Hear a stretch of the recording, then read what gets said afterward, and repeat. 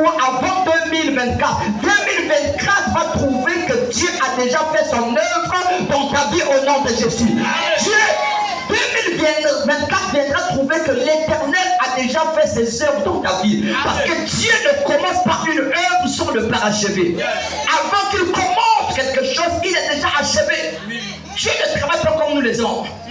Nous les hommes, nous pensons à la manière humaine, mais Dieu, il n'est pas un homme pour mentir.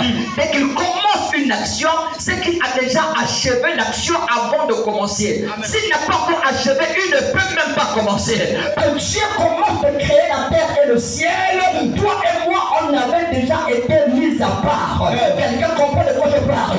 La raison pour laquelle il nous crée le 6e jour, mais nous demandons le premier. La Bible déclare que le dernier sera le premier et le premier sera le dernier. L'homme a été créé le dernier jour, mais c'est l'homme qui gouverne la nature. Vrai ou faux? Vrai ou faux? L'homme a été créé le 6e jour. Le ciel et la terre le premier jour. 2e jour, 3e jour. Toutes les créatures que Dieu a créées les 5 premiers jours ont été derniers. Ça veut dire l'homme, le dernier, devient le premier. Je suis en train de te dire que nous sommes au dernier mois, mais tu verras les premières choses. Tu verras les premières choses du premier mois. Nous sommes au dernier mois, mais tu verras les premières choses du premier mois. La Bible déclare que Moïse réussit la mission. Là, ils sont en plein désert. Ils sont en train de préparer l'entrée à Cana. Mais Moïse est pris de peur, de panique, d'inquiétude. Il dit non, non, non. Il faut que j'envoie les explorateurs, les gens qui vont aller explorer la terre promise. Parce que Dieu nous a dit, Dieu m'a dit que cette terre, que c'est ce pays, c'est là où coule le lait et le miel. Moïse dit non, non, non. Moi, je n'ai jamais vu ça. Quel pays qui donne le lait, qui donne le miel? Alors que nous quittons l'Égypte, une personne par tribu, ils les envoient à Cana. Les 12 arrivent à Cana, ils ont fait le même constat, le même diagnostic, ils ont vu les mêmes choses, les 12. La Bible dit qu'il fallait ramener le rapport à Moïse. Mais avant d'amener le rapport à Moïse, ils ont cueilli les fruits de la terre promise. Ils ont pris les fruits. Ils ont dit qu'ils devaient amener à Moïse les signes visibles, les signes palpables qui prouvent que nous avons mis pied à Canaan. Ils ont pris les fruits, ils ont apporté les fruits à Moïse. Mais le jour du rapport, quelque chose va se passer de terrible. Bien-aimé dans le Seigneur, lorsque tu es décidé, ta décision peut rencontrer des obstacles, et tu vas reculer. Mais lorsque tu es déterminé, même s'il y a des obstacles, tu vas foncer. Quelqu'un comprend de quoi je parle?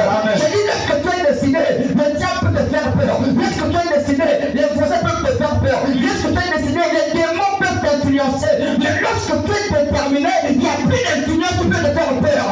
Il n'y a plus d'influence qui peut te faire peur. Parce qu'il y a la détermination.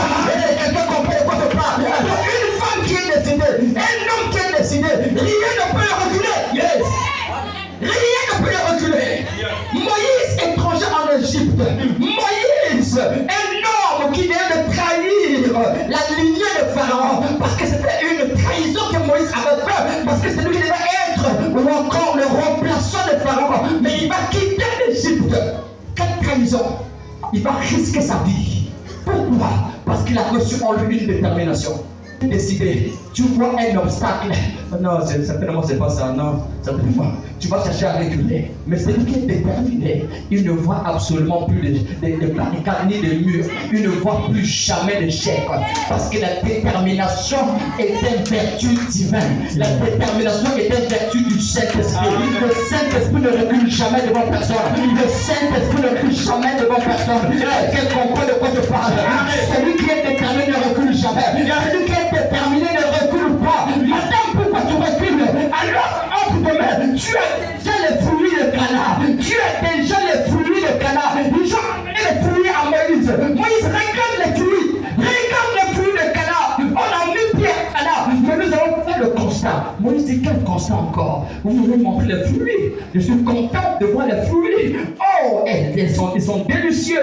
Alors, quel constat vous avez fait? Ils ont dit, nous tous, nous avons vu une race. Il y a quoi une race? Une race. Encore plus fort, une race. Une race. Nous avons vu une race des géants. Les gens qui ont 3 mètres de hauteur, 4 mètres de hauteur, avec un gabarit opposant. Nous avons 20 doigts, les gens là ont 24 doigts. 12 par les mains, 12 par les pieds. Ce sont des extraterrestres. Nous, on ne peut pas les affronter. On ne peut pas les affronter. Bien que les flux sont là, mais nous étions à leur